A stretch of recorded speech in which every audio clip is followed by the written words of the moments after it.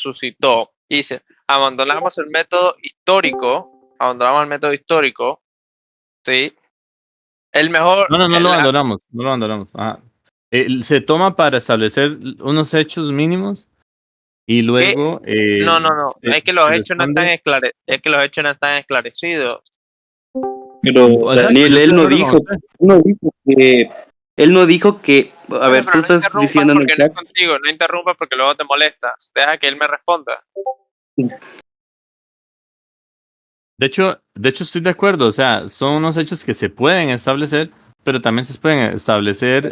¿Cómo puedes establecer el hecho? Espera, ¿cómo? Escucha las palabras que estaba utilizando. Se establece el hecho. ¿Cómo estableces ese hecho? ¿Por qué lo estableces? Bueno, estamos hablando un de... hecho. ¿Usted sabe cuáles son los criterios históricos? Bueno, sí. Tres. Dígame tres. Bueno, por ejemplo, las fuentes contemporáneas, fuentes posteriores, evidencia arqueológica. Pero lo que yo quiero decir... Eso no son criterios de la metodología histórica. Usted se refiere a atestiguación múltiple, que es una de los del método histórico. Está el principio de disimilitud, el principio de la vergüenza, apelación, digamos, a la vergüenza. Y bueno, hay un montón de... La apelación a la vergüenza es un método historiográfico. Nunca haya escuchado semejante cosa. Lo voy a buscar. Claro que sí. De hecho, y le voy a decir por qué. O sea, aquí pienso que no debería usted hacer juicios tan arriesgados, porque creo que no conoce mucho el tema en realidad. Entonces, tal vez no tirarse así como, es que es mentira. Bueno, pregunte mejor. Yo no he dicho que sea mentira. Yo no he dicho que sea mentira. Por ejemplo, yo no dije que fuese mentira. Yo dije, me resulta muy difícil de creer. Dije. Ok, estoy de acuerdo. Yo puedo estar de acuerdo porque uno puede partir de un sistema filosófico determinado y eso le va a parecer, o de lo que cree que es la mejor metodología para establecer un hecho, y evidentemente estoy de acuerdo con usted. Ahora, lo que yo estoy diciendo es que hay criterios específicos, por ejemplo, la crucifixión de Jesucristo. Yo estoy buscando aquí... nada más para explicarle esto. Pero para aclarar, para antes que continúe, yo estoy buscando aquí el método de la historia, los métodos historiográficos, y no me aparece nada relacionado a la vergüenza. Comparativos, críticos, cuantitativos, orales y discursivos. Es lo normal, que fue lo que yo te mencioné. ¿Dónde aparece el de la vergüenza? Porque me lo estás diciendo como si fuera una cuestión evidente, pero lo estoy buscando ahora mismo. Sí, justo le voy a dar un ejemplo. ¿Cómo lo tengo que buscar? No, pero un ejemplo no. Dime cómo lo busco para yo buscarlo. ¿Cómo lo busca? Bueno, puedes buscarlo en John P. Mayer, en Un judío marginal. No. ¿Con qué término? No, disculpa. ¿Con qué término? Criterio de vergüenza.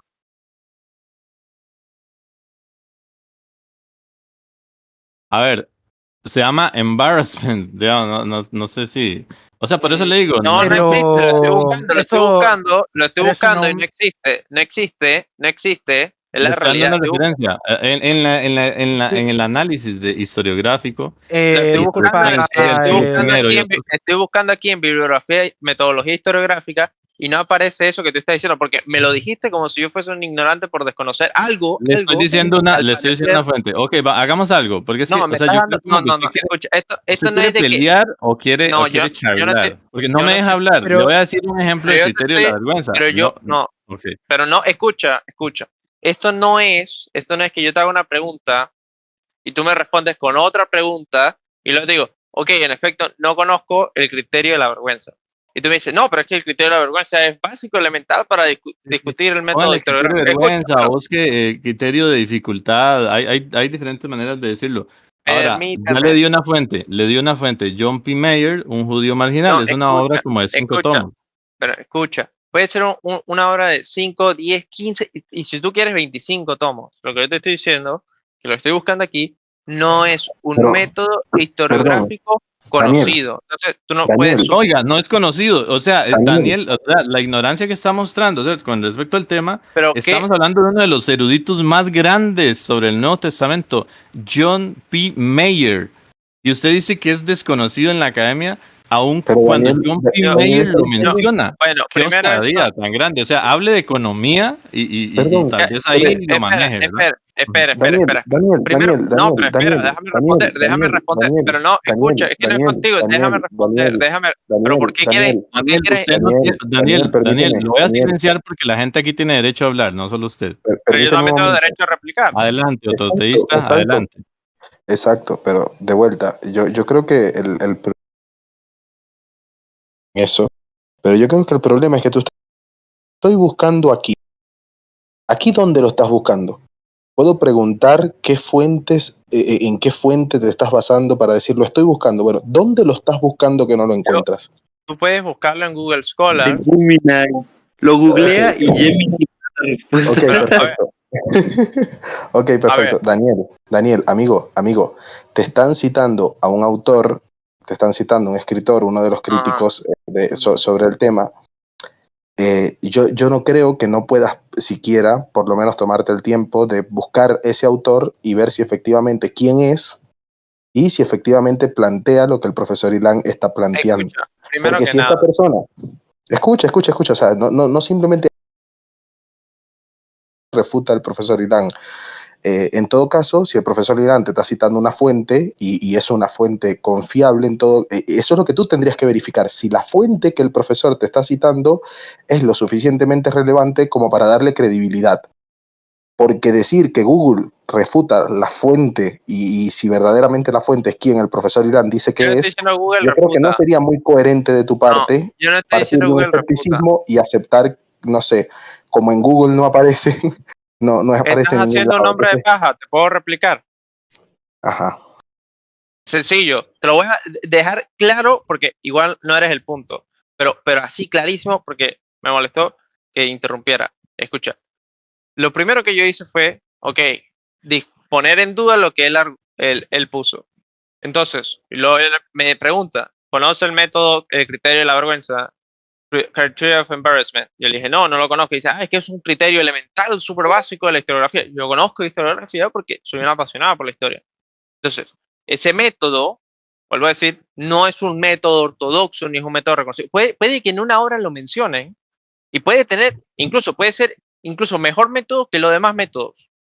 Puede ser el mejor método del mundo, pero él no puede dar por entendido como conocimiento público, como un conocimiento básico, universal, algo que es muy particular. Yo puedo hablarte de una teoría económica súper cierta, pero no tengo por qué dar aludido que tiene que ser conocedor por todo el mundo, que fue lo que él hizo. Y de hecho me denigró y dio a entender de que, como no lo conoces, pues no puedes discutir el tema y no tienes criterio. Pues lo cierto es que su posición, la posición de la que sea de este autor, es una posición desconocida. Entonces, como no puedo ponerme a leer el libro ahora mismo porque estoy hablando con él, tengo que dar por entendido que lo que sea que él me diga a mí, que es el criterio de embarrassment, lo tengo que dar por entendido como cierto por una cuestión de practicidad de poder continuar Porque con el no me deja argumento. escuchar, no me deja hablar. Porque yo le dije, le voy a dar un ejemplo del criterio de vergüenza y usted me interrumpió continuamente y no me pudo decir. Y se lo voy a decir ahora. Quiero que me lo diga, no quiero que me lo diga y te voy a decir Entonces por aquí hay qué que hacer que lo me que estás diga interrumpiendo. Daniel Puente.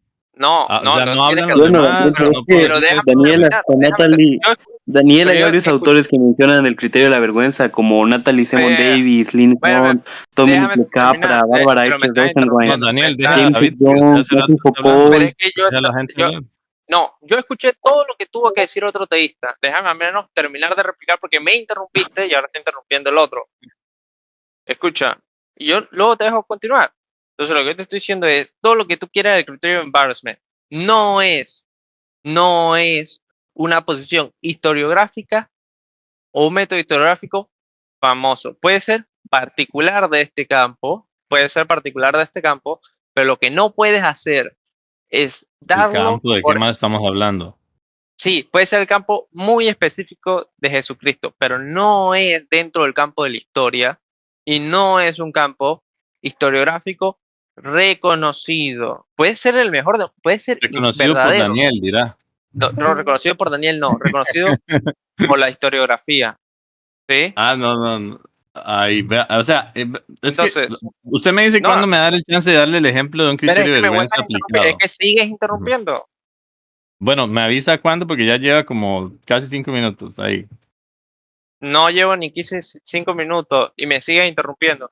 Entonces, lo que yo te quiero decir para que entiendas es, por una cuestión práctica, no puedes dar por aludido como debe ser de conocimiento general esa posición cuando es una posición minoritaria, desconocida y muy particular, pero muy particular de este tema, por lo que estoy investigando. Entonces, Ok, perfecto. Y sí, por el área, no puedes hacer, por ende, lo que tú hiciste, ¿sí? Que fue decir, si no lo conoces, no estás preparado para el tema. No es una posición historiográfica famosa, es que a ver, estás ahora equivocado. sí, me permite responder esos 5 minutos de disertación. Va. Usted fue el que empezó aquí a cuestionar. Ese es el problema. Llega de una vez a ver, y usted tiene pruebas, y ¿cómo sabemos que esto? O sea, las formas tienen mucho que ver. Si usted llega con una actitud abierta al diálogo, excelente. Pero si usted llega haciéndose el conocedor, entonces quiero poner a prueba a ver qué tan conocedor es. Porque entonces usted está diciendo, yo no puedo dar por sentado que Daniel sabe del criterio de vergüenza. Obviamente es como si usted me preguntara a mí de un criterio económico y yo probablemente no lo maneje. Pero yo no voy a llegar donde usted a decirle que usted no sabe de lo que está hablando de economía. Yo no dije eso. Yo no dije Pero eso. ni con No lo ínfulas dije. de superioridad. Entonces no Si lo yo digas llego porque con no lo digas. ínfulas, Escucha. No estoy lo poniendo digas un porque no lo ejemplo, digas. estoy poniendo un ejemplo. Si Con yo un llego con ejemplo ínfulas de real. No, superioridad, no es que yo me diga. Es como que tú comiences a inventarte toda una historia. Esto no es un ejemplo que me estoy inventando, es un ejemplo real que ahora mismo estás haciendo. Entonces, si vas a dar un ejemplo, da un ejemplo real. Porque entonces estás exacto, llegar con tergiversando. ínfulas de No, superioridad o de bueno, cuestionar al otro como si lo que estuviera diciendo no tuviera sentido, pues entonces ahí es donde se da la fricción y es donde empieza la discusión de esa manera. Ahora, bueno. nada más permítame darle el ejemplo que hace que la mayoría de eruditos del Nuevo Testamento utilicen este ejemplo eh, para el análisis histórico. Ojo, ateos, agnósticos, teístas, universalistas, como quiera usted plantearlo. Por ejemplo, los judíos esperaban un Mesías que los liberara de sus captores o de quienes los estaban oprimiendo. No había una noción en ese tiempo de esperar un Mesías que fuera a morir. Entonces, el criterio de vergüenza se aplica, por ejemplo, cuando en el Nuevo Testamento se narra que Jesús se muere. Los historiadores no es un criterio que se aplica solo, ni es un criterio que no se pueda criticar.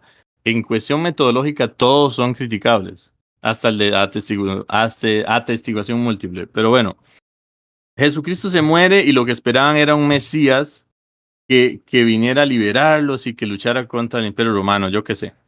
Ok, Jesús se muere, entonces el historiador que analiza el texto de una vez le salta la alarma y dice, esto es un embarrassment para los escritores del Nuevo Testamento.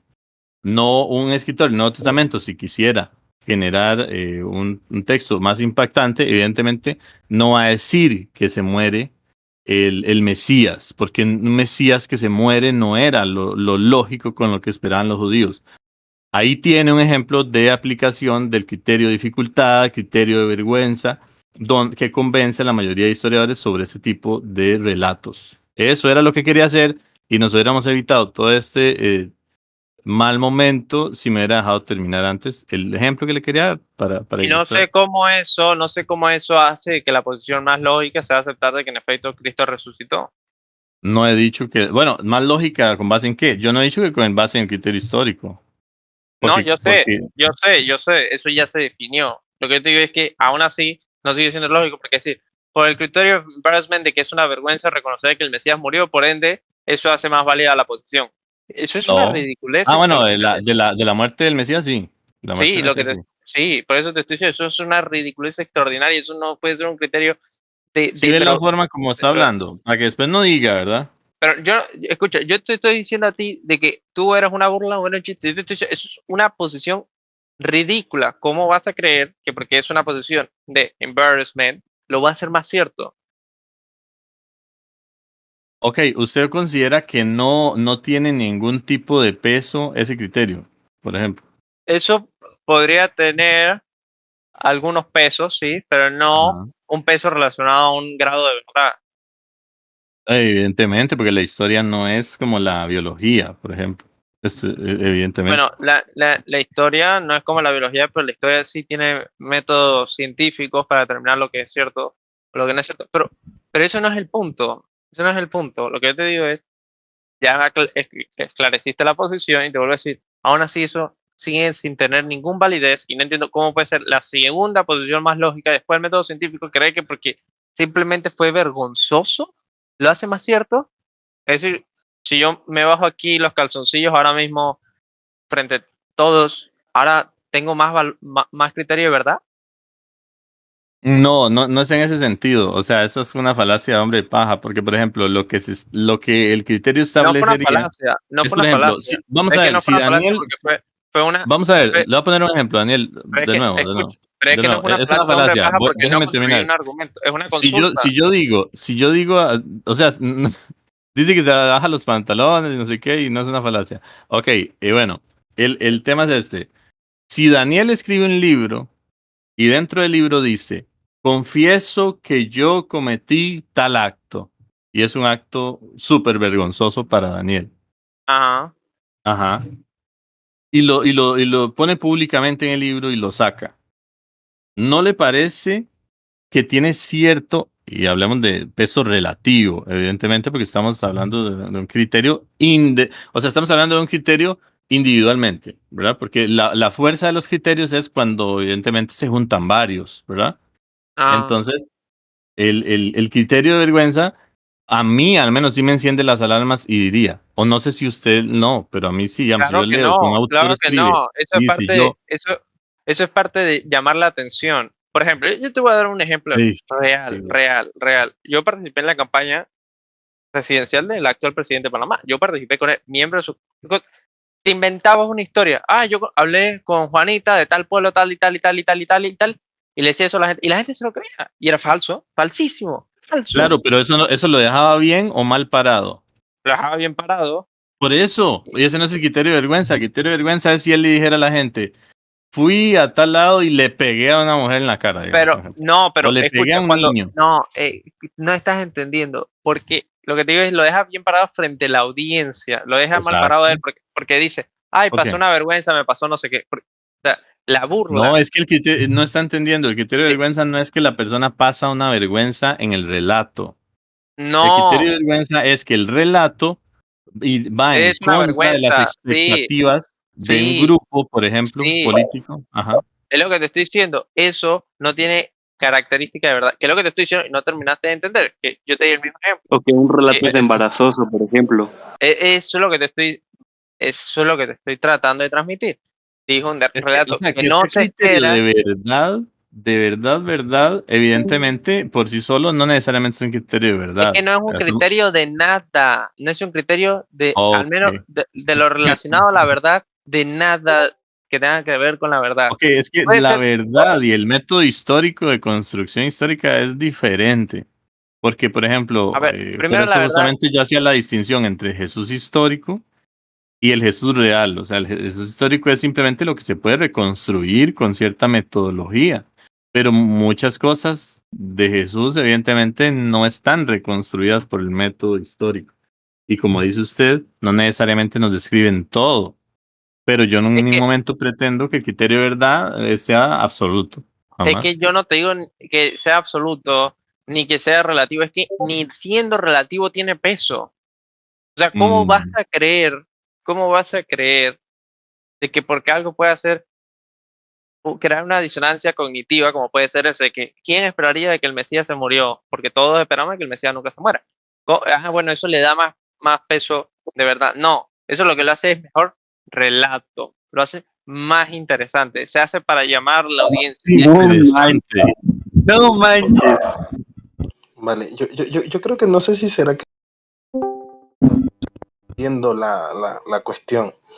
Este criterio parte precisamente y implica una contraproducencia para quien relata, ¿ok? Se asume de alguna forma, en términos epistemológicos, que tiene una carga de verdad, ¿ok? ¿En qué sentido? Por lo menos esto estoy entendiendo yo.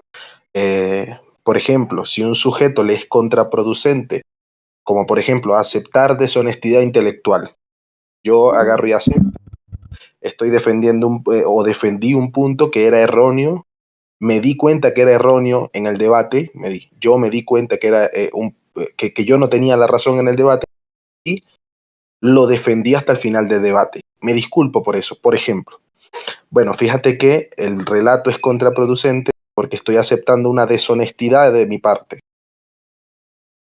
Eso implica un grado de verdad al hecho de que yo me di cuenta, permíteme, me di cuenta en el debate que no tenía yo la razón. ¿Por qué implica un grado de verdad? Porque recuerda que, por ejemplo, los relatos, o sea, si recordamos, por ejemplo, que los relatos, que no sé, la publicidad o aún las historias que se cuentan, tienen siempre una finalidad y esa finalidad siempre va a tender a ser positiva para el sujeto que emite el comunicado. La persona que crea el relato lo crea con una razón. La persona que miente, por ejemplo, como político, miente por una razón, miente para quedar bien. ¿Ok? Pero si este relato no le hace quedar bien ni le beneficia al sujeto que está promulgando la cuestión, se asume que no lo está haciendo o que no hay posibilidad de que lo esté haciendo con el fin de beneficiarse. Entonces, si se descarta la posibilidad del beneficio, yo creo que efectivamente sí le da una credibilidad. Si no lo dice porque le beneficia, es verdad. En este sentido es que se plantea que si el método es vergonzoso para él, le da un grado de credibilidad. Ok, claro. Pero Daniel, de todas formas, Daniel, espérate, Daniel. De todas formas, lo que el profesor estaba diciendo no era que hubiera evidencia de eso, sino que la hipótesis de la resurrección era la que resolvía de manera más satisfactoria todos los datos que tenemos respecto a lo que sucedió después de la muerte de Jesús. Por ejemplo, él mencionó que las alucinaciones resolvían, por ejemplo, las apariciones post-mortem de Jesús, ¿no? Y que la tumba vacía, pues hay otra hipótesis que es la tumba equivocada, por ejemplo, ¿no? Hay más aspectos o hay más eventos cruciales de la historia que conocemos que son resueltos por diversas hipótesis históricas, pero una hipótesis de la resurrección resuelve satisfactoriamente todos esos eventos cruciales. Y ya, eso es lo que estaba defendiendo el profe Ilan, además. A ver, yo te voy a dar un ejemplo del criteria of embarrassment de la mitología griega. Igual, el mismo chiste de la mitología cristiana. Pero déjame responder. La mitología griega, hay un mito muy interesante que recoge a Afrodita y a Ares. Ares y Afrodita eran amantes, pero Afrodita estaba casada con Hefesto. Entonces Ares, dios de la guerra, y Afrodita, dios de la belleza, se encontraban, bueno, manteniendo relaciones sexuales. Y en ese momento, Hermes transformado se da cuenta y le dice a Hefesto, mira, se están acostando con tu mujer y no sé qué. Hefesto crea una cadena invisible y le tira esa cadena invisible a Afrodita y a Ares. Llegan todos los dioses del Olimpo y ven a Ares y Afrodita ahí pegados, manteniendo relaciones sexuales. Y todos se burlaron de él. Por ende, como esta es una explicación de cumple el criterio of embarrassment, porque es una posición en la cual no se esperaría que un dios se encuentre, podemos dar por entendido que es una explicación lógica de que en efecto Ares es un dios de la guerra y Afrodita es una diosa de la belleza. No, es falsa analogía. Le voy a decir por qué. Porque la noción de los dioses griegos y Dios en el judaísmo y en el cristianismo es muy diferente. Al menos en el cristianismo incipiente, por ejemplo, la noción de Dios no era un Dios que tenía esposas y hacían fiestas y ese tipo de cosas. Entonces, evidentemente, todo aplica en su contexto. Por ejemplo, para una noción griega de los dioses, pero Dios para una noción, no todo lo aplica. En la noción, no estamos hablando de la noción que ellos tenían, no es si es así verdaderamente o no.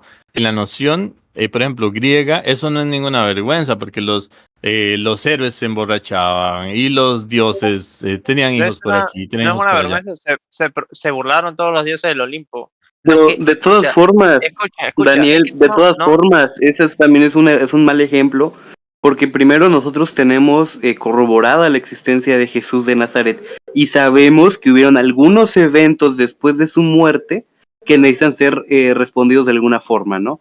Entonces, las hipótesis históricas están resolviendo eso. No, esos eventos, como pueden ser la resurrección, son dudas que crean los propios cristianos. O sea, no podemos. No, pero él no está. No, pero a ver, Daniel, ahorita ya estamos muy alejados del tiempo en el que la iglesia podría haber dominado la academia bíblica. Ahorita, de hecho, la academia bíblica es dominada por ateos o por no cristianos. Para nada. Déjame decirte algo. ¿Sí? La academia bíblica está dominada por ateos. No hablo de teología. No, Daniel, escúchame. No dije teología, dije la academia bíblica, los biblical studies, las ciencias bíblicas.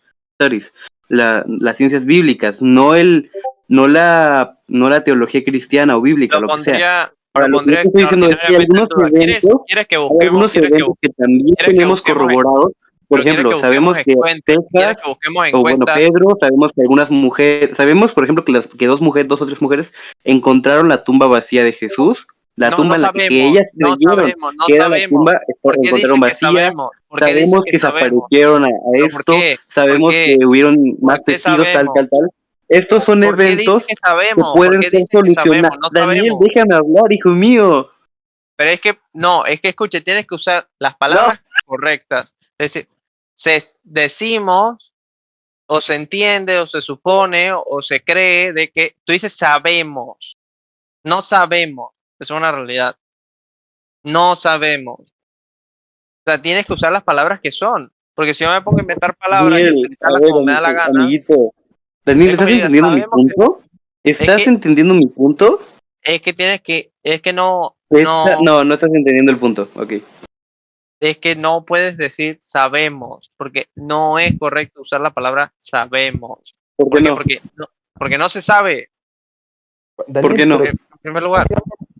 Pero perdón, tú estás negando la utilidad de ese método en términos de historicidad. Primero ese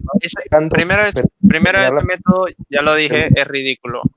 Permíteme terminar. Por si no escuchaste anteriormente, ya dije el método es ridículo. Si me permites. Bueno, Daniel, a ver tú, ¿cuál es tu disertación en contra de un consenso en la erudición del Nuevo Testamento? Pero déjame escuchar a teísta. Ahora no, ay, Dios. Daniel, de vuelta. Más allá, por ejemplo, en el ejemplo que yo te... la aceptación de deshonestidad en un discurso o en un debate, ¿te parece ridículo la validez del método? ¿Parece que bien al... No entiendo, se te cortó todo. Tienes problema, creo que en el micrófono. Vale.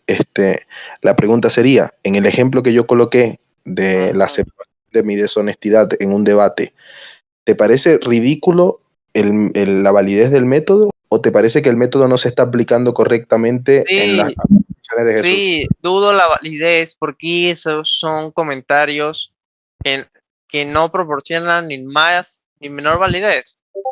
Son las intenciones de esos comentarios o el peso de esos comentarios no se pueden entender por ese tipo de comentarios. ¿Qué quiero decir con esto? Hay gente que dice eso para complementar su historia o dice eso para hacerla más graciosa. Es como que yo diga, no, es que, puta, a mí me llamaron para entregarme un Nobel de Economía y la verdad es que, les digo aquí, me están dando el Nobel, pero realmente yo hice fraude. Eso no, porque yo lo diga que hice fraude, no significa de que sea más cierto o menos cierto.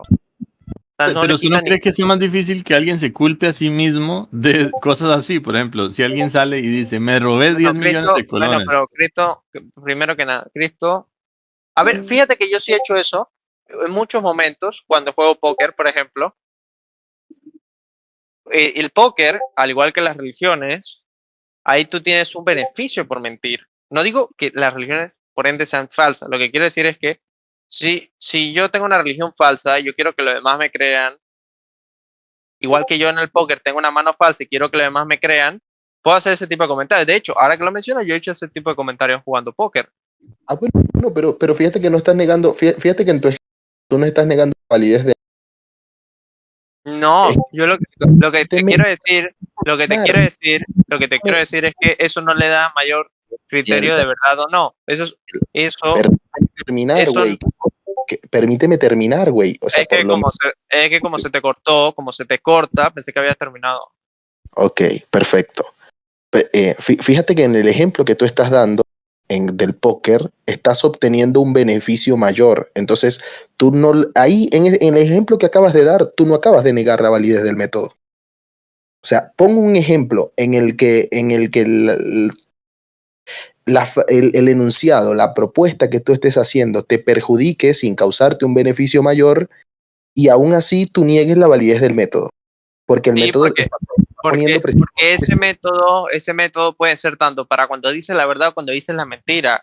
O sea, no tienes forma de saber si eso le da mayor veracidad o no.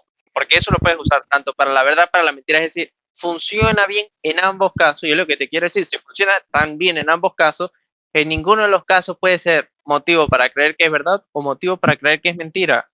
Pero es que no has puesto ningún ejemplo en donde te perjudique. O sea, el método en sí plantea que si tu propuesta o tu enunciado te perjudica sin causarte un beneficio mayor, porque precisamente lo que se va a negar, si te causa un beneficio mayor, bueno, por beneficios mentimos. O sea, ¿sabes? El sujeto humano, si se va a beneficiar, aunque le perjudique de alguna manera, pero el beneficio supera el perjuicio, evidentemente el método no aplica. La pregunta es, bajo un contexto en el que la cuestión te perjudica, el enunciado te perjudica y no te causa un beneficio mayor, también ves, o sea, si tú por mentir en el póker perdieses dinero, o sea, o por decir algo me ha pasado, por ese mismo método también he perdido. Permíteme. Tú dirías que si tú dices algo, una mentira, jugando póker, sabiendo que esa mentira te va a costar dinero, y aún así, y no vas a recuperar el dinero, o sea, la mentira en sí no te va a causar un beneficio de ningún modo, sino que te va a perjudicar porque sí. ¿Cómo sabes que te va a perjudicar el enunciado de que Cristo murió? Porque todas las expectativas mesiánicas eran que iba a vivir, o sea, iban a hacer la burla, digamos, si se quiere, de los demás al tener un Mesías crucificado. O sea, imagínense, y crucificado, porque hay que entender el contexto histórico. La crucifixión era prácticamente que dejaba, es más, espero no equivocarme con la frase, pero que era como una maldición prácticamente. Creo que en Deuteronomio, no sé, San David tal vez lo tenga ahí por ahí. Morir en madera era una maldición. Exacto. Pero igual, vamos a suponer que a Jesucristo le beneficiaba. No, pero las figuras. A Jesucristo le beneficiaba morir. Sí. Vamos a suponer que le beneficiaba. Ok, el método no aplica porque tenemos forma de demostrar que le beneficiaba más de lo que le perjudicaba.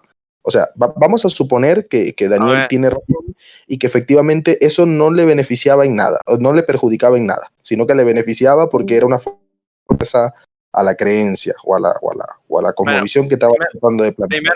Primero que nada, el mensaje cristiano es un mensaje de martirio, es un mensaje de sacrificio. No te desvíes del tema. Es que sí es elemental, pero déjame responderte. Entonces, la utilidad es que si el mensaje cristiano es un mensaje de dar la otra mejilla, es un mensaje de sacrificio, obviamente que la figura central de ese cristianismo se sacrifique de la manera más humillante, obviamente fortalece el argumento. Pero te estás dando cuenta fíjate lo que estás haciendo y es lo que el método en sí te está diciendo que si le beneficia más de lo que le perjudica, que es lo que estás tratando de mostrar en tu última intervención, que acabas de decir, que beneficia para el mensaje que trataba de establecer el cristianismo, el método te está diciendo que si le beneficia más de lo que le perjudica, entonces el método no aplica. El mismo método te está diciendo eso. El método lo que te va a proponer es que si le perjudica sin beneficiarle, le da credibilidad. Es que yo te estoy diciendo es que le beneficia, por eso te estoy diciendo, es que este método beneficia el mensaje central del cristianismo. Y además que beneficia el mensaje central del cristianismo. Señor. Pero ¿Cómo vas a decir que el método le beneficia? Ajá. Te estás escapando del método porque me estás diciendo que hay un... El método lo que te está diciendo es que si no existe ningún beneficio... Es imposible entenderte porque todo el tiempo se te está cortando. Vale, podemos debatir si le beneficia. Nosotros, el debate de la idea de si el método es que no se te escucha, te lo digo con la mejor intención del mundo. Yo te escucho, vale. De cada 3 palabras te escucho una. Entonces me dice... ¿Se escucha ahora? ¿Se está escuchando ahora? Sí, se escucha, pero es que cuando hablas, por ejemplo, dices, los hipopótamos es África. No sabemos si cruzaron los ríos de África. Dice, hipopótamo, África, la literatura, método científico. Voy a hablar lento para que se entienda. El hecho de que tú te estés metiendo al debate de si le beneficiaba o no le beneficiaba, no nos habla de la credibilidad del método, porque eso es otro debate. La pregunta sería, o sea, esta propuesta que acabas de hacer al final, diciendo que le beneficiaba el mensaje del cristianismo, el sacrificio de Jesús, no nos dice nada acerca de todo no es. A eso te cortó todo. No te enojes, o sea, en serio. Aquí amigo, otro te está bromeando. Yo sí te escucho bien. Ok, vale. Yo no. Vale. Entonces, amigo, bien, todo. Pero yo quiero que cuando a él se le corte, tú me lo repitas, pues. Vale, mira. Yo creo que ahora sí se escucha bien de activar. Perfecto. Lo que te estoy tratando de establecer es que una cosa es el debate de si le beneficiaba o no el sacrificio a la idea del cristianismo y otra cosa es poner en cuestión o cuestionar la credibilidad del método. ¿Por qué? Porque el método te está diciendo, o sea, el método no está analizando el cristianismo ni siquiera, sino es un método para analizar precisamente cualquier tipo de evento histórico.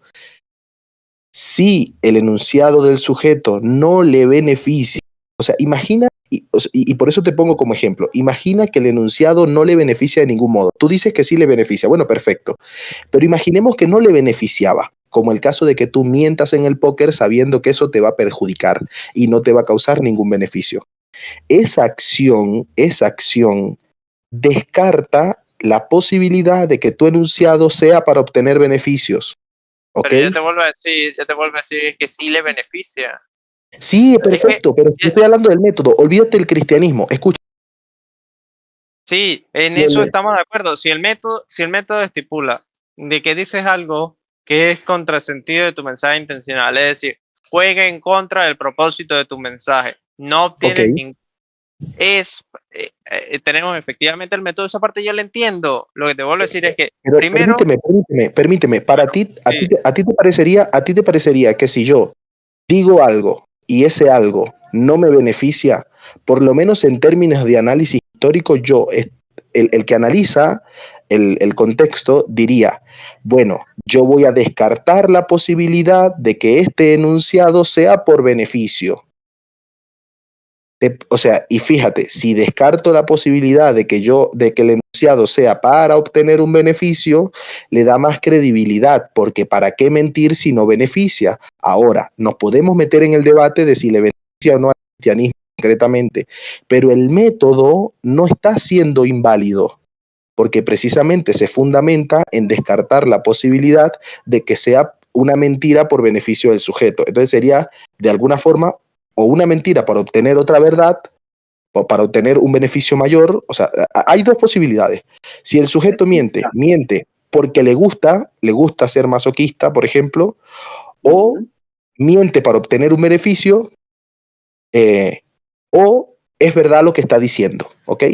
Para mí, tendría esas 3 opciones. Si tú tienes otra, me la planteas pero si tenemos esas 3 opciones, o miente para obtener un beneficio, o miente porque, no sé, le gusta mentir, porque le gusta sacrificarse, no sé, le gusta el dolor o cosas, le gusta sufrir, o está diciendo la verdad.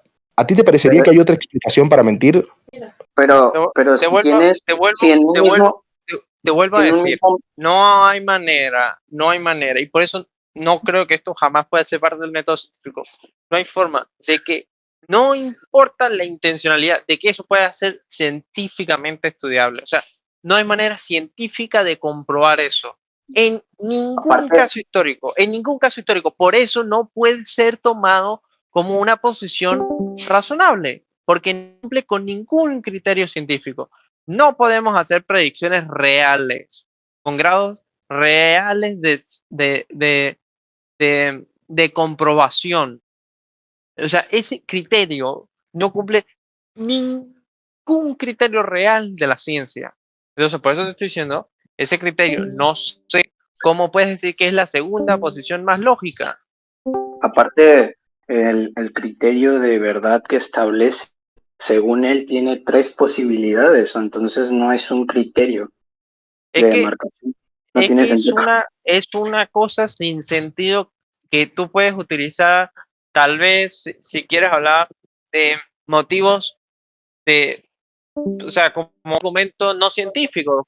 Sí, puede ser un argumento no científico. A ver, es que eso es una discusión metodológica importante, evidentemente, pero en el análisis neotestamentario, por ejemplo, los eruditos en historia, crítica textual, crítica histórica, etcétera, lo van a aplicar, evidentemente. Por ejemplo, como decía yo, es que sí, pueden haber acuerdos de culpabilidad. Y evidentemente sí, pero yo tengo que irme, por ejemplo, ante la imposibilidad de establecer un hecho, porque estoy de acuerdo con usted, la historia no puede ser tan exacta como la teoría celular, digamos, porque podemos ir a confirmar continuamente lo que nos dice.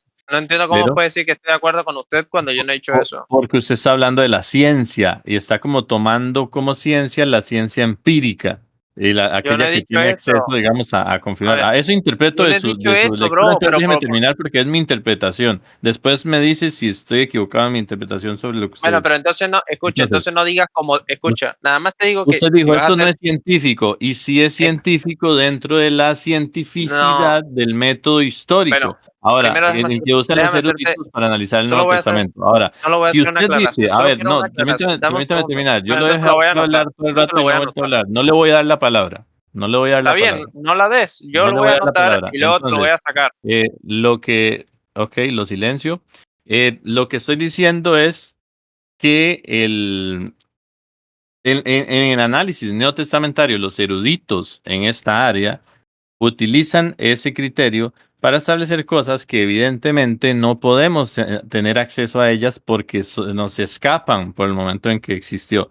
Usted dice, ninguno de esos sirve para establecer fuera de toda duda razonable o bueno, cosas por el estilo. Yo estoy de acuerdo, pero el historiador tiene que valerse de algunas herramientas para, a partir de ahí, hacer una inferencia a la mejor explicación y explicar un evento.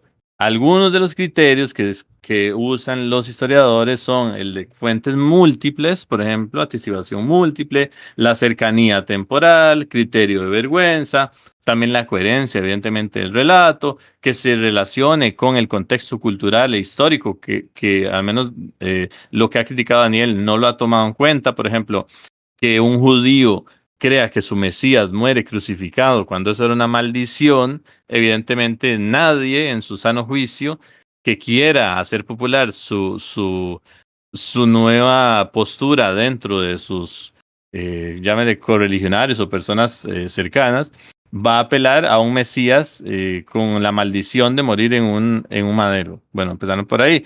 ¿Y qué otros criterios hay? Bueno, hay uno que se llama de verosimilitud, continuidad, etcétera. Hay un montón y usted mencionó uno antes, de la arqueología, pero la arqueología no es un criterio primordial en todos los casos porque a veces no se tiene acceso a un criterio arqueológico. Ahora, con eso termino y lo dejo para que sigan ustedes, porque también si San David quiere decir algo, lo puede decir. Aquel que establece el orden de la palabra no es Daniel, y de una vez lo quiero dejar en claro. Entonces, aquí siempre hemos hablado uno, otro, y el otro contesta, si se quiere. Entonces, ahora, lo que hace fuerte un criterio no es la aplicación individual aunque sí puede ser inferencia la mejor explicación. Por ejemplo, si ya alguien llega y va a menos que tenga algún problema, digamos, tal vez mental o algo así, que llegue y se presente a algún lugar, diga que acaba de hacer algún delito, yo qué sé, pues muy probablemente y está llorando y bueno, podemos ver todas las cuestiones. Evidentemente se analizará, ¿verdad? Se analizará a ver si psicológicamente está bien y otras cosas para ver si su testimonio tiene sentido. Pero normalmente, bueno, se le va a dar pie a lo que está mencionando. Ahora, ante la dificultad de nosotros abordar a una persona y aplicarle procesos psicológicos, en este caso se aplican criterios del contexto sociocultural para establecer lo que ante un contexto sociocultural sería una vergüenza para el inicio de un movimiento. El movimiento jamás iba a empezar fuerte con un Mesías muerto. Que después haya funcionado por otros motivos no quiere decir que ese criterio no aplique. Ahora tenemos también atestiguación múltiple de ese contexto. Tenemos también contextualización histórica. En ese tiempo existía la crucifixión por medio del patíbulo y la otra parte horizontal de la cruz que se armaba en el lugar donde llevaban al reo, digamos, o al acusado. Y bueno, se cumple con un montón de criterios y por eso toma más fuerza el criterio. Nadie ha dicho que es un criterio que se aplica en el vacío. Y bueno, voy a quitar el silencio a Daniel y si otro quiere participar, puede participar porque el espacio es abierto. Nadie va a monopolizar la palabra. Bueno, yo quiero responder. Primero, silenciar fue innecesario porque dije, está bien, voy a anotar lo que tú dijiste para que cuando tú termines responderte. Lo hiciste porque te hinchó de las bolas. Segundo lugar, te voy a responder porque yo sí lo anoté. Dijiste, como dijo Daniel. Y tú dijiste, no, es que fue lo que yo interpreté. Entonces no digas lo que yo dije, porque decir, no lo dije. Eso es la segunda mentira que dices en la conversación. La segunda, no tengo más, son dos mentiras claras como el agua que has dicho. Yo estoy diciendo con esto que tu posición sea correcta o equivocada. Yo que estoy diciendo dos mentiras. Y por eso te vuelvo a hacer la corrección. Te iba a decir, Daniel dijo, espera que yo lo haya dicho. Si es lo que tú interpretas, eres libre de decirlo, pero no digas lo que yo dije, porque decir no lo dije. Bien, frente a eso, vuelves y dices la misma barra basada de, bueno, la posición del argumento. Yo ya te expliqué por qué no tiene una consonancia científica, me quieres decir un montón de posiciones que no cumplen ningún requisito de la ciencia ni ningún criterio de continuidad, y en cuarto lugar, hablas como si el origen del texto fuera al día siguiente que ocurrió el evento. Porque la Biblia no es un libro que se recopiló a los 50 años. Es un libro que tardó siglos en recopilarse. Y la pregunta es, ¿qué tan viejo es ese pasaje? Porque dice, porque en ese momento no fue útil y que haya sido útil por otros motivos en el futuro es distinto. Sí, eso podría ser cierto, pero la pregunta es, ¿se escribió ese pasaje bíblico antes de que esa estipulación del mensaje de martirio y sacrificio de Cristo, que es uno de los primeros dioses redentores en la antigüedad, porque los dioses de la antigüedad no son dioses redentores, se escribió cuando el mensaje ya había calado o posterior a cuando el mensaje había calado? O sea, yo lo único que estoy tratando con esto es demostrar las inconsistencias de lo que tú estás diciendo. Yo estoy diciendo si es cierto o es falso. Yo lo único que hago es mencionarte tus inconsistencias y en los casos anteriores la mentira y bueno, la innecesidad de silenciarme.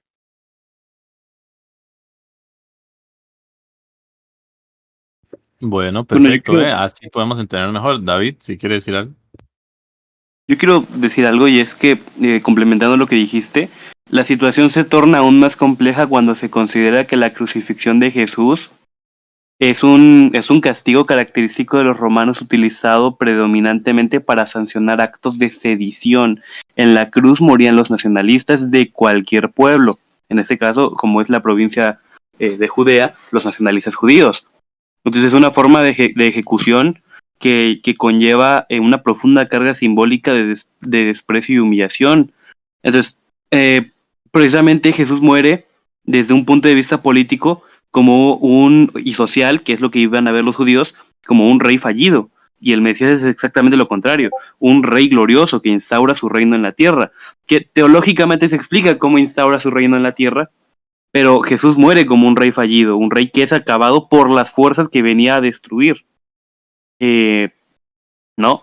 Entonces, por eso, incluso desde la perspectiva judía, los líderes religiosos acusaron a Jesús de proclamarse el rey de los judíos, lo que de hecho constituye una afrenta directa a las autoridades judaicas del momento y en cierto momento a la interpretación monoteísta que tenían los judíos de su fe, ¿no? Entonces, la muerte de Jesús además es un rechazo de las élites religiosas contra el Sanedrín, su supuesta autoridad divina, que bueno, se creía que estaba legitimada por la ley mosaica.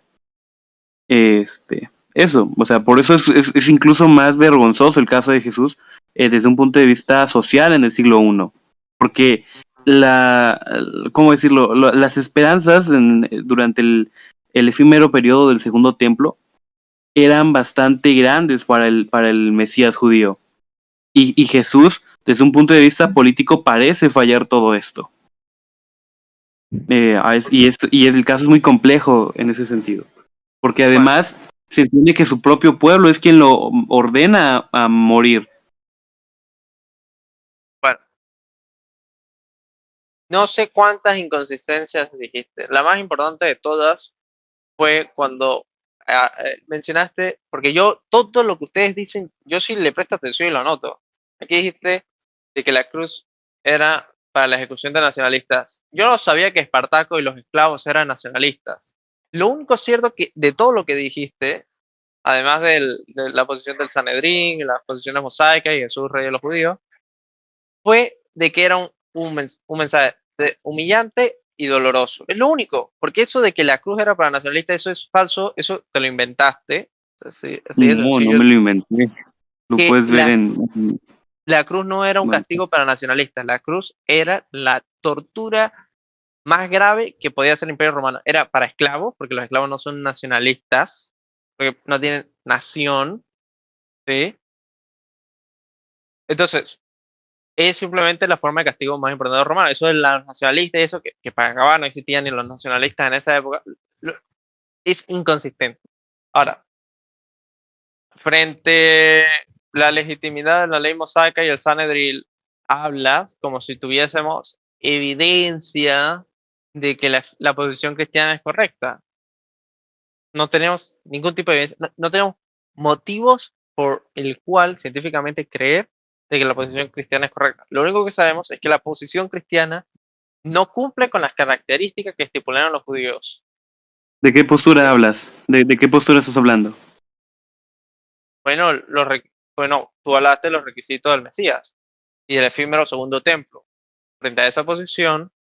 Pero ¿sabes qué es el periodo del segundo? A ver, ¿sabes qué es el periodo del segundo templo? Que si yo sé, bueno, yo soy judío y claramente soy claro de lo que es el segundo templo. El segundo templo es la reconstrucción del templo de Salomón, que luego se eliminaría. El periodo del segundo templo es precisamente todo ese periodo que ocurrió mientras existió el segundo templo y se desenvolvió de un cambio del dominio persa al dominio romano, amigo. Y no sé qué tiene que ver que seas judío, yo soy mexicano y no te podría decir qué estaba pasando en México hace 500 años. El segundo templo y lo tuyo pasó hace más de 2000 años. El segundo templo es fundamental para la historia del judaísmo. Yo no dije que porque sea judío lo sé. Yo te dije, soy judío y además lo sé. Y te expliqué el porqué. ¿Y qué es el segundo templo?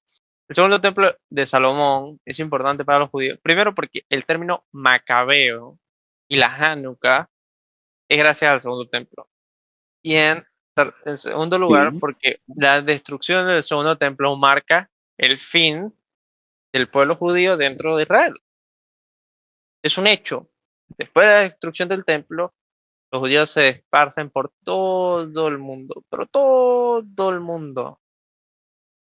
Entonces, evidentemente, el segundo templo es una cuestión, es un mito fundacional de la identidad judía actual. Es igual de importante que para los mexicanos la conquista o el momento que Hernán Cortés llega es una parte fundacional del mito de la identidad nacional.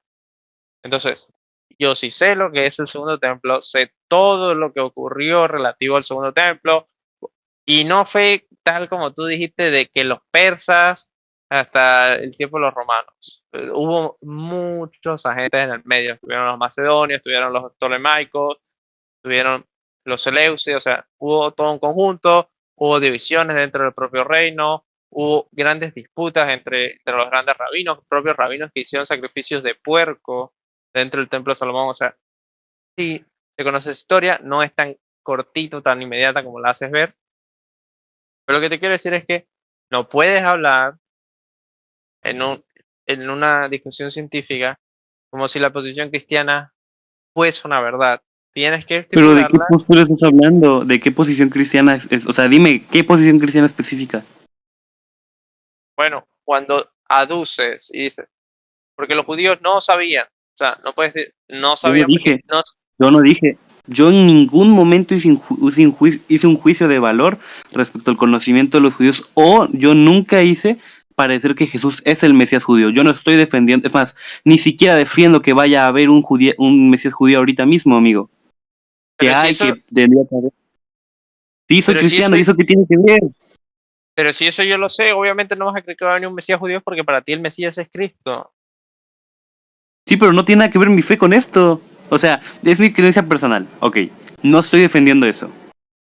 Pero si Además, yo evidentemente sé que no, ¿qué ganas diciéndome que algo que ya sé que no vas a creer que va a venir un Mesías judío? Yo lo que te estoy diciendo es que Cristo no cumplió con ninguna de esas características y no puedes decir los judíos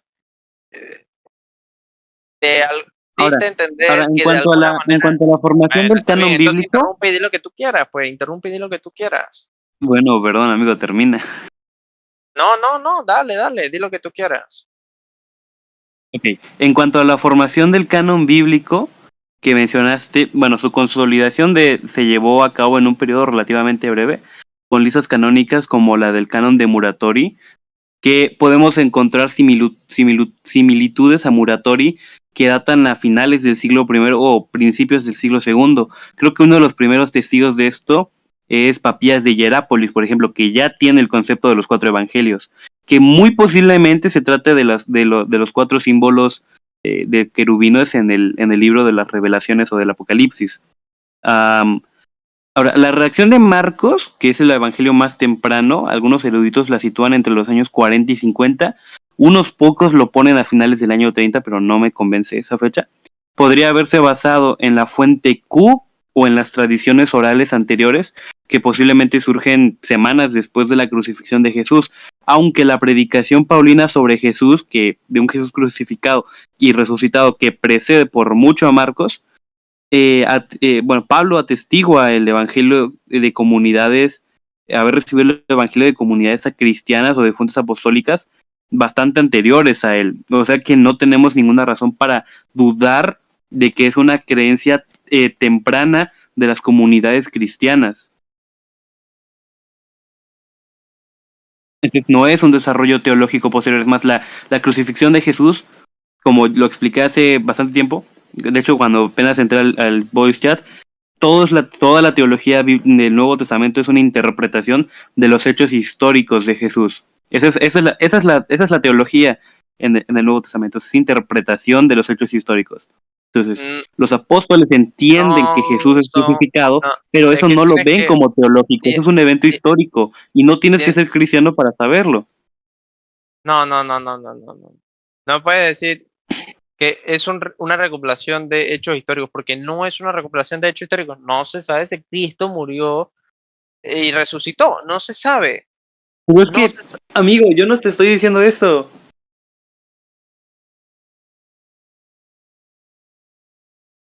Bueno, dices que no estás diciendo eso. A mí me parece que es bastante claro lo que tú estás diciendo. Ya cada cual entenderá según lo que han oído, pero a mí me quedó bastante claro eso. Está bien, si tú dices que no lo estás diciendo, yo tengo que creerte. No me queda de otra que creerte.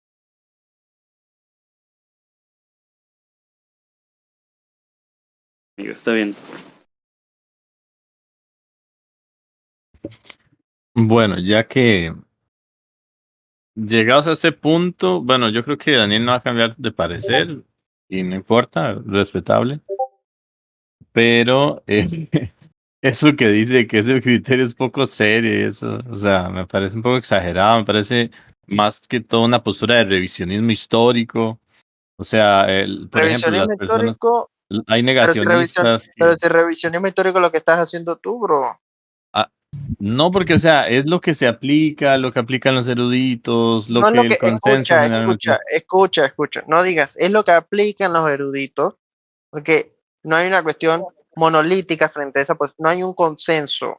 Y dijiste Hay, consenso, no, hay un consenso en la resurrección perdón, en la crucifixión de Jesús, abrumador. O sea, no, bueno, pero prácticamente, no entiendo de qué estás sacando de que hay un consenso de consenso porque se científico valen también, pero ¿por evidentemente, de qué no este me dejas criterio. terminar? Déjame Bueno, terminar en un realidad segundo. estaba hablando yo, pero bueno, si quiere volver a hablar usted, le cedo la palabra. Bueno, gracias. No entiendo por qué dice lo de la cruz, porque yo no me refería a lo de la cruz. Sí, estamos hablando es del criterio de la vergüenza. Tiene que Entonces, ver con la cruz por lo ya dicho. está relacionado, pero aquí lo que no se está poniendo en duda es la crucifixión de Cristo. Aquí lo que se está poniendo en Usted no duda la es duda, que por ejemplo. Me habías dicho que no sabemos que Jesús se fue crucificado, amigo. y resucitó, dije. No sabemos no Pero ese sabemos era el que Cristo debate murió. inicial, que después fue que nos desviamos por este tema del criterio de Bueno, vergüenza. déjame responder que es lo que se está poniendo en duda es ese criterio de la vergüenza. Entonces, no puede decir que existe un consenso científico sobre ese criterio de la vergüenza, porque no existe un consenso científico sobre ese criterio de la vergüenza. Usted lo que dice es Pero, que entre el Daniel, consenso de especialistas que estudian el Nuevo Testamento y la Biblia en general no se utiliza. Bueno, yo le puedo decir que al menos los acercamientos que he tenido yo, y probablemente David tenga más que yo en eso, porque yo hace años fue que me había acercado con Antonio Piñero, Mayer, hay otro erudito por ahí que se me da el nombre ahorita, hay unos que no sé si tiene ahorita el nombre, San David, que él No era del importa Jesus cuántos Seminar. cites, no Ujú. importa cuántos cites, porque eso no lo hace un consenso. Bueno, está bien. Yo No, creo que pero yo ya voy a... pero es en serio, ¿no?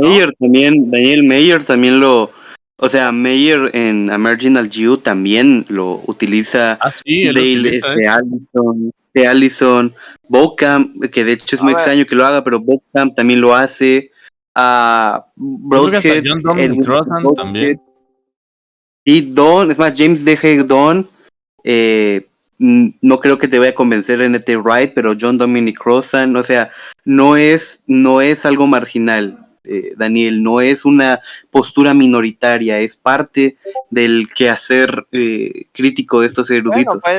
puede ser que no sea una posición marginal, el término sí es marginal, tal vez la posición no, pero no importa cuánto estés citando, porque yo te puedo citar muchos otros que no estén de acuerdo con esas posiciones, que me parecen posiciones mucho más interesantes. Ejemplos. Cita varios autores que no están. Sí, eso le iba Bueno, a decir, porque está difícil. o sea, muchos autores que estén en contra de esta posición. Bueno, Bauer, cuando escribe el cristianismo, siempre habla de que el cristianismo no es ¿Quién un es ese? ¿Cómo se llama? Otto o Bruno von Bauer. Ah, ya, sí, ya sé cuál es. Ajá, ok. Okay.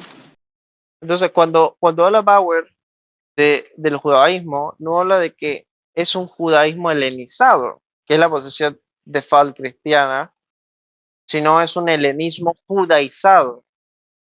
Sí, pero no, acerca del criterio de vergüenza, es que queremos Él nunca saber. habla primero él no habla del criterio de vergüenza y nunca, que yo No, le hombre, sepa, pero, o sea, nunca Entonces, da primero, entonces no puedes saber, entonces ¿cómo sabes que no lo usa, por ejemplo? O sea, porque si no lo mencionas, ¿cómo estás tan seguro para venir a afirmar aquí que no lo usa? porque Estamos yo he leído, porque yo sí leía Bauer y Bauer utiliza otros conceptos que no tienen nada que ver, o sea, la construcción que él hace del cristianismo y de su relación con el judaísmo no parte de ningún punto de esto. De hecho, él jamás utiliza nada parecido al criterio de la vergüenza. Él hace relaciones históricas sobre las influencias que tuvieron funcionarios romanos de la época, menciones específicas y particulares sobre eventos que Una ocurrieron. preguntita, Daniel. Otto Bauer es Sobre, el que es un político. No, entonces Bruno Bauer. Bruno Bauer. Sí. Si Otto es el político, Bruno es el teólogo. Bruno Entonces, Bauer, filósofo y teólogo alemán. Ese. sí, es un filósofo y teólogo muy, muy famoso, en efecto. Entonces, la posición de él es una posición muy importante sobre la visión de Cristo. También la sostienen muchos otros, y de hecho es una posición importante dentro del debate sobre la religión cristiana y sobre la validez de sus componentes. Y de hecho su posición es tan importante que hoy en día muchas de las posiciones de los filósofos que no se especializan en la Biblia están de acuerdo con las posiciones de Bauer de que en efecto los valores cristianos están más relacionados con las posiciones estoicas que las posiciones judías. Bueno, pero igual eso no tiene nada que ver, o sea, No, él puede utilizar en su sistema metódico, aquí lo que me dijeron bueno, fue que de igual citara forma le una estamos pidiendo autoridad. igual yo te mencioné varios eruditos y te estoy pidiendo alguno que rechace, estábamos pidiéndote uno que rechace este sistema, este Bueno, criterio que diga. bueno, porque no utilizan ese criterio, o sea, lo No, rechazan pero eso porque no significa que lo rechacen. pero es que su criterio es materialista, su criterio es materialista, su criterio no Pero no permite. hicieron Otro de eso puede ser Strauss, pues Strauss cuando habla de Cristo Chuta. siempre hace la crítica a los eventos mitológicos de Cristo. Y de hecho, para él es una ridiculez impresionante el tema de la resurrección de Cristo. Strauss también habla del tema y no es el único. Perfecto, pero el método, ¿lo mencionan y lo rechazan, por ejemplo? ¿O hay alguna cita en la que Bueno, digan que primero como el método para mí es bastante reciente, conocedor, no sé en qué momento se creó. Lo que sí te puedo asegurar es que ni siquiera Schweitzer habla de ese método, ni da por alucido nada parecido al tema, nada. Bueno, también te digo que Piñero no es nada joven, ya ni voz tiene y ha utilizado esto desde que comenzó la carrera, pero bueno. Está bien, Yo pudo quería haberlo mencionar algo, hecho. muchachos, rapidísimo. Y es que, bueno, buscando acá, aparece Bruno Bauer, dice como el primer académico teólogo en afirmar la no historicidad de Jesús. O sea, pareciera ser un caso No, hombre. marginal en la academia. Y, Bueno, o sea, ahí estás no. leyendo, ahí no le estás leyendo a él, estás leyendo lo que se dice. Bauer lo que rechaza de Jesús es la figura histórica. Él no Ajá, exacto, rechaza su exacto, sí. existencia, él no rechaza no rechaza su existencia histórica, rechaza su existencia mitológica. Y cuando se refiere del Jesús histórico, Bueno, usa pero eso que ¿qué? Porque él está diciendo de que Bauer dice que Jesús no existió, porque no lo ha leído y está buscando una fuente de tercero. Y te estoy aclarando de que no es que diga que Jesús no existió, en el sentido de Jesús como personaje histórico. Se Bueno, refiere, aquí en todo lo que leo me sale primero escéptico de la vida de Jesús, sí, es un escéptico de la otro vida de Jesús. dice, afirmó la no historicidad de Jesús, Jesús como eh, Mesías, no como figura que histórica. dijo que el Nuevo Testamento haya sido plagado de ideas grecorromanas Sí, eso es y de cierto, ya te influencia lo dije, estoica de ya te lo Séneca. dije, ya te lo dije. Ajá. La palabra, Por ejemplo, sí, el, el resumen que hace es, el cristianismo no es un judaísmo helenizado, que es la posición normal o más común, sino que él dice, es un helenismo judaizado. sí, exacto, estoy de acuerdo. Ahora, el punto es este. No está de De acuerdo acuerdo porque no con lo la conocía. academia, o sea, el consenso académico actual es el que nosotros estamos mencionando. Ahora, evidentemente en otro tiempo hay otras cosas, por ejemplo, es como mencionar a Copérnico, a Galileo, No, yo no estoy ¿verdad? mencionando a Copérnico, ni a Galileo, ni Por nada de eso, me refiero, es como que yo mencione a Galileo, digamos, sobre una idea que ya ni siquiera está vigente, por ejemplo. pero yo no entiendo cómo es que yo digo una cosa y tú no puedes entender lo que yo digo. No, es que yo creo que usted no entiende la analogía que yo le estoy dando. Yo lo que estoy diciendo es que yo no puedo decir, no hay un consenso acerca, por ejemplo, de la existencia histórica de Jesús o del criterio de vergüenza, apelando a un autor que no forma parte de la erudición contemporánea. Primero que nada. Sí, forma parte de la erudición contemporánea, no forma de tu posición. Pero lo que quiero dar a entender, que es lo más importante, es que ella no dice que Jesús como personaje histórico no existió. Él cuando habla de Jesús, sí se refiere al personaje mitológico. Él cuando se refiere a Jesús histórico, usa otro nombre, Yeshua, una cosa así. Sí, bueno, yo aquí en este texto de Oxford, bueno, por ejemplo, está bien. Ese texto está bien de Oxford. Dice, ahí lo puse en los comentarios, dice, de 3 scholars que se abogan a la no existencia virtual de Jesús: Bruno Bauer, Donald Brody y Richard Carrier. O sea, de hecho, esos son algunos de los poquísimos exponentes que hay que niegan tanto la historicidad como otras cuestiones, ¿verdad? Pero el punto es que, a menos, vea, y nada más, seamos honestos un ratito nada más sobre estos ejemplos de la vida cotidiana. Si tú no has sido honesto, yo sí he sido honesto, ¿ah? Bueno, no, me refiero, seamos realistas, perdón. Si dije honesto, digamos, seamos realistas.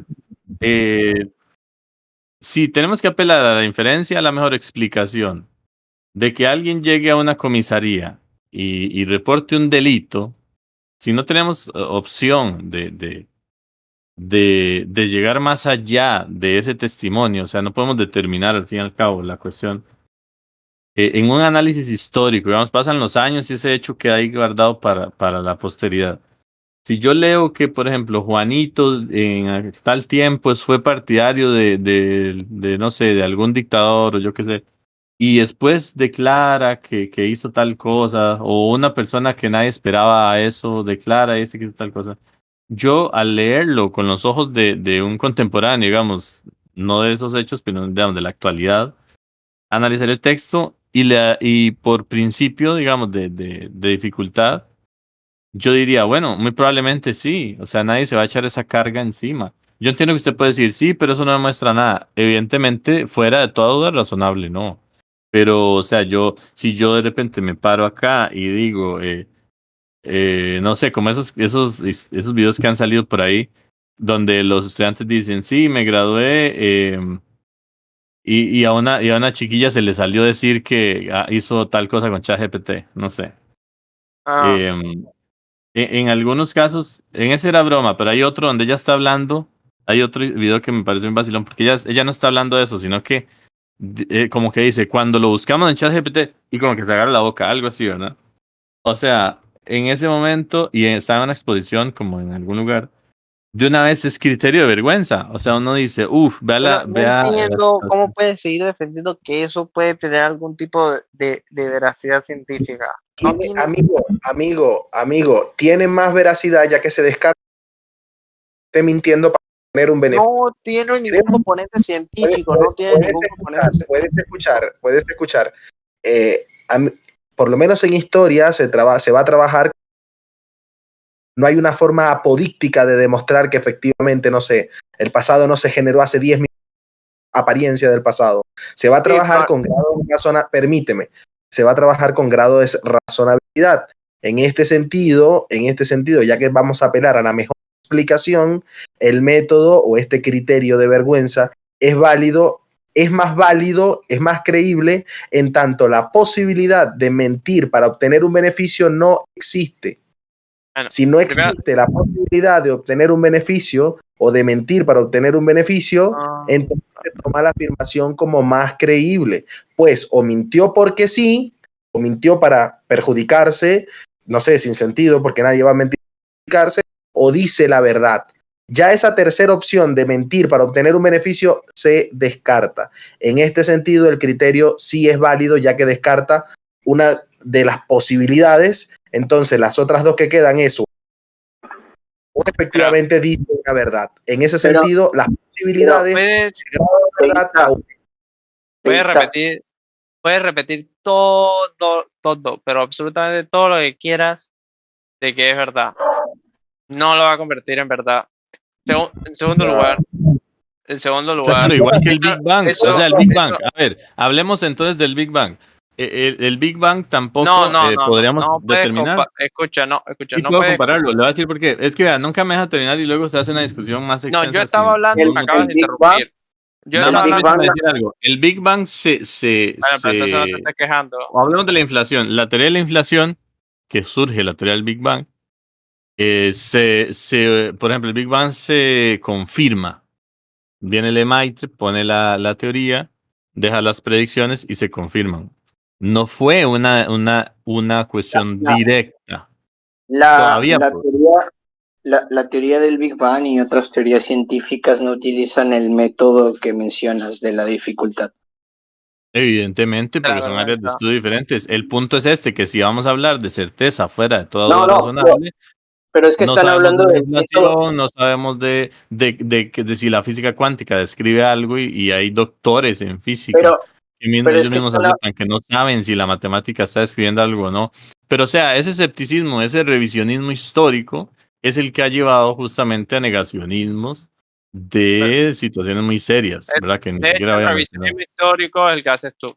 Pero, y yo no digo que el revisionismo histórico esté mal. Voy a poner una fuente de qué es revisionismo histórico. Ok, ya. Sigue. Primero que nada, tú eres el que está haciendo el revisionismo histórico y segundo, no me parece mal el revisionismo histórico per se, porque a veces hay que revisar las cosas.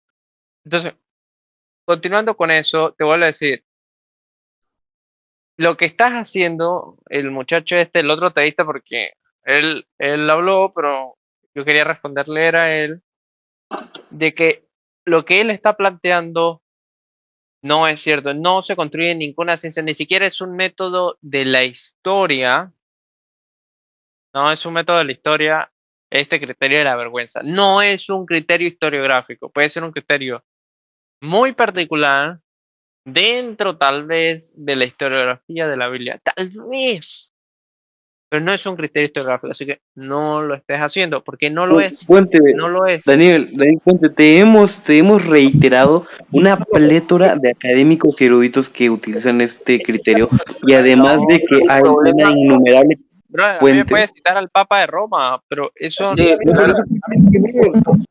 Que tú hablas de que no es un criterio, o sea, es un criterio básico, elemental. No es un criterio básico ni elemental. No es un criterio ni básico ni elemental.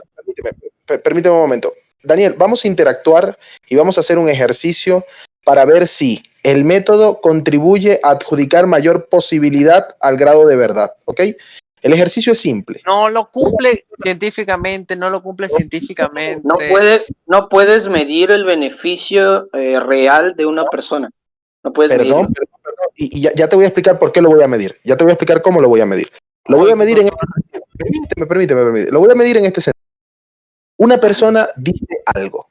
Una persona da un enunciado. Dice, este hecho ocurrió de esta forma. ¿Ok? Perfecto. ¿Cuáles son las razones las razones posibles?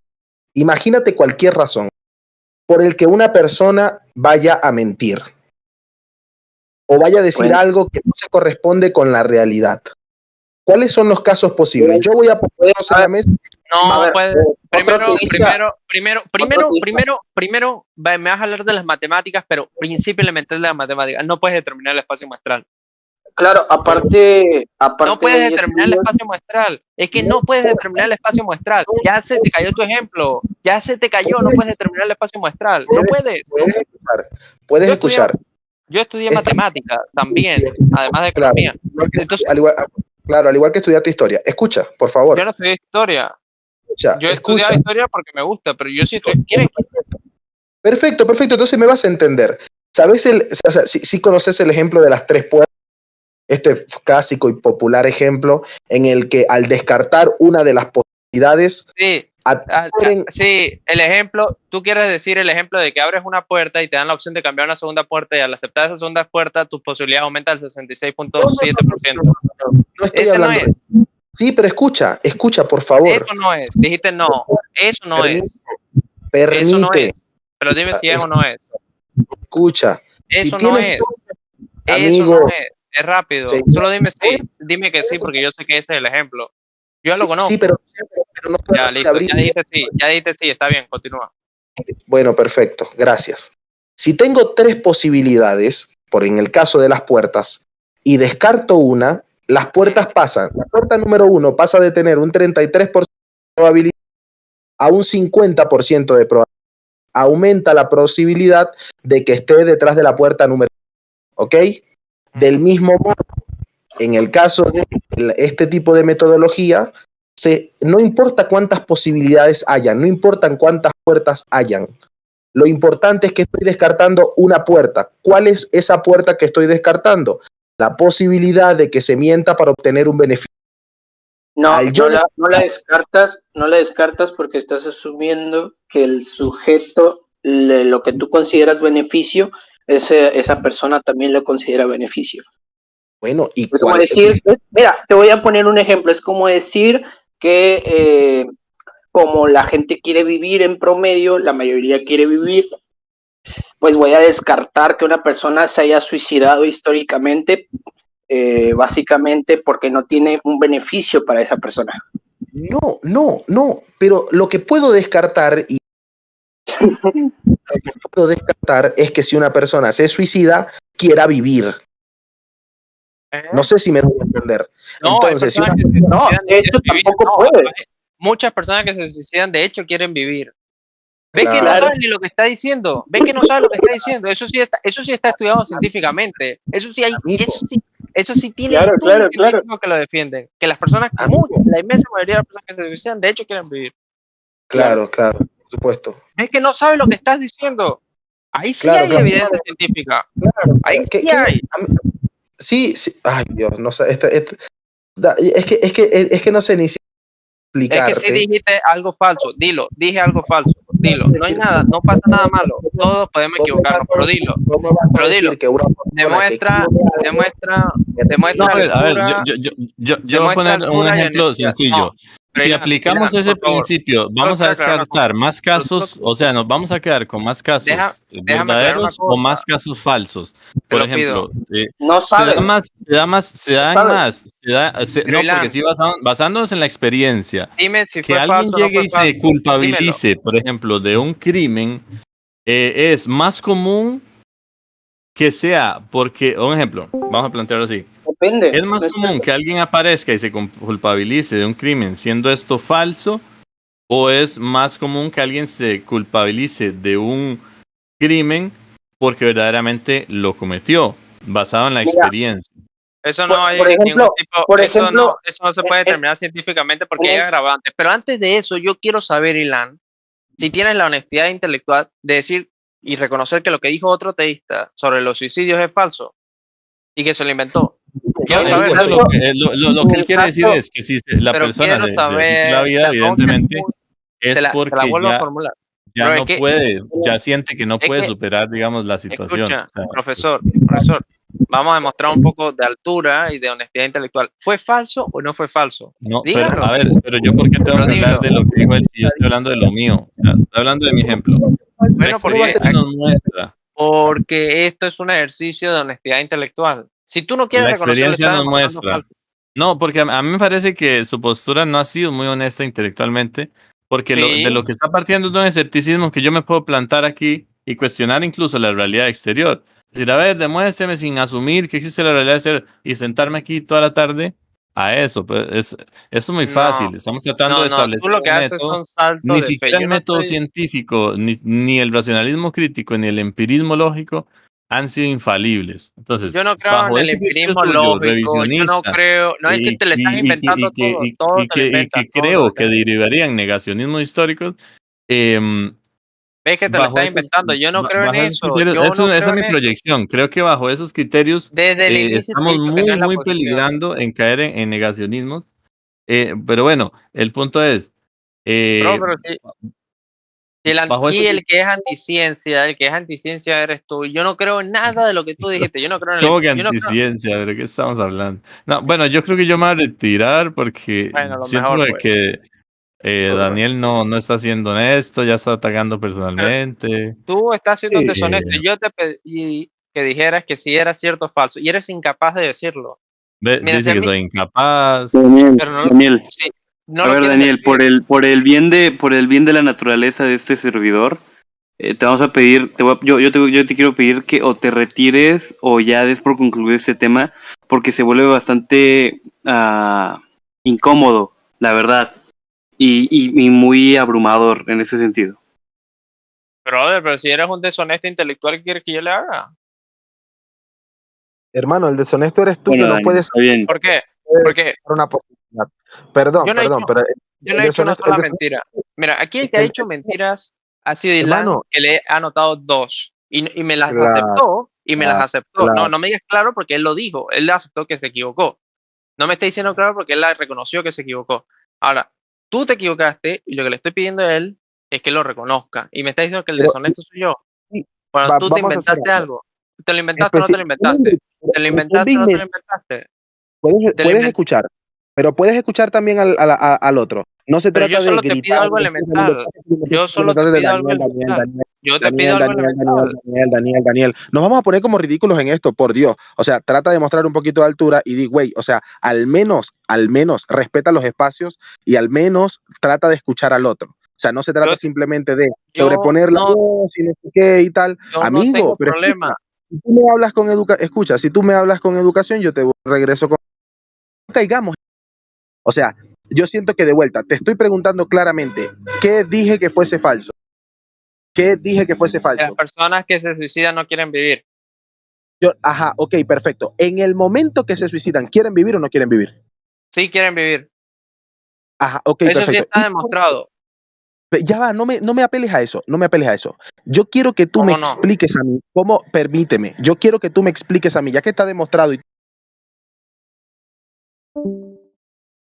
que está en estado vital, que vive, actúa en contra de su propia vida, queriendo no hacerlo, por ejemplo. Queriendo no hacerlo, porque es lo que me estás diciendo. Me estás diciendo que quiere no hacerlo. No quiere suicidarse. El suicida no se quiere suicidar. ¿Por qué lo hace? Para llamar la atención. No encuentro otra manera de llamar la atención. Entonces no quiere vivir, quiere quitarse la vida para llamar la atención. Lo acabas de aceptar. No, hacen el intento y esperan que fracase. Eso está demostrado. O sea, no entiendo cómo podemos discutir una cuestión tan elemental.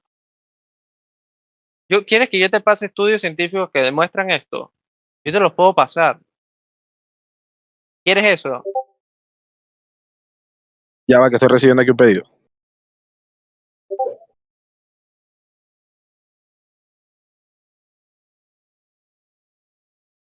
Bueno, Eureka es más conocedora de este tema que yo. Yo creo que ella puede dilucidar de que en efecto las personas que se intentan suicidar, la mayoría, solo están llamando la atención y en el fondo no quieren morirse.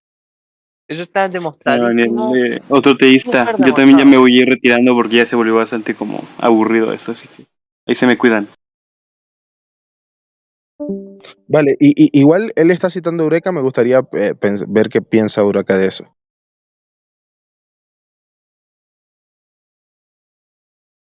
Bueno, parece que no está. Ah, sí, sí está. Bueno, buenas noches, buenas tardes, chicos. Pues más que nada entrar nada más a escucharnos. Pero bueno, tenemos que separar aquí a dos tipos de suicidas, ¿no?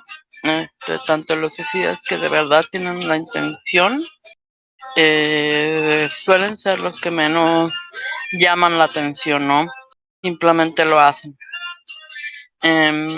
Con este tipo de suicidas nos atenemos a que si nos toman por sorpresa, a que si lo hacen y a la triste noticia, ¿no? Cuando por lo general, al menos desde el aspecto psicológico, lo que me comentó uno de mis familiares que estudia psicología y es el que le he preguntado mucho para asesorarme, precisamente porque también tengo que convivir con varios muchachitos con tendencias suicidas. Por lo general, la persona que dice que se va a suicidar, la persona que está llamando continuamente la atención con que va a hacer ese hecho, por lo general es una persona que solamente busca eso, llamar la atención. ¿Para qué? Para que... Disculpa que te interrumpa. Disculpa que te interrumpa, lo que pasa es que quería tu... Me tengo que ir, pero quería tu opinión concreta. Adelante, dime. Vale, quería tu opinión concreta, no del que se va a llamar la atención, no del que dice que se va a suicidar, no, del suicida. Del que intento. efectivamente se suicida. No, no del No, intento. El intento es un intento, el suicida, el que se quita la vida. Esa persona, estadísticamente, ¿quiere vivir? Bueno, del suicida directo como tal, ya separándolos como hechos, no, obviamente no quiere vivir. Porque Bueno, para. Entonces, ya, perfecto. porque Perfecto. Entonces creo que existencialmente, Daniel, eso, es lo que estoy eso, diciendo, estoy eso, hablando del suicida, eso, eso está no del mal depresivo. formulado. Porque Estoy el hablando que del se suicida, suicida, no del que sufre de depresión. Yo no no, estoy no, hablando, no, estoy hablando del no, que se no, no. suicida. ¿Para ti qué es un suicida, Daniel? A ver, para mí un suicida es una persona que intentó suicidarse. Nah, señor. Así es. Un suicida es Ok. una persona. Porque Claro. el que se mató, Eso es una persona con tendencia a suicida. No, porque El suicida es el que se suicida. no, El asesino no es el que intenta matar, el asesino es el que mata. Perdón, sí, pero creo pero que tenemos que hacer un... no le puedes preguntar a una persona que se va a intentar que se suicidó porque ya está muerto. Lo que sí se hace es que hay gente que se intenta suicidar y sí se quiere matar y no se puede matar. Y hay gente que se intenta matar y no se quería matar. Y la inmensa mayoría de los casos es gente que no se quiso morir y terminó muriendo. Hay muchos casos de videos y esto no hay forma de hacer un estudio científico porque no le pueden preguntar a las personas muertas. Hay un montón de videos, un montón de cosas de gente que se intentó suicidar y sí se suicidó y en los videos se ve claramente cómo se aferran a la vida y se arrepienten. Porque es una cuestión instintiva generalmente.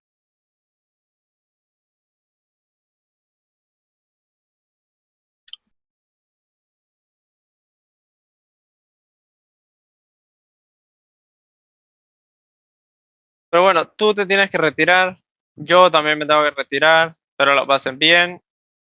Yo lo único que he visto aquí ha sido un montón de gente que pues le 2, 3 pepinos al método científico y está bien.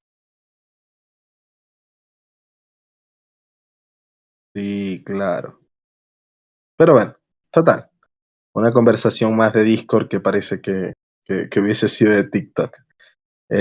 Bueno, saludos a todos, gracias por escuchar, los que están por ahí escuchando, y yo me tengo que retirar. Espero la pasen bien. Muy bien, adiós, adiós.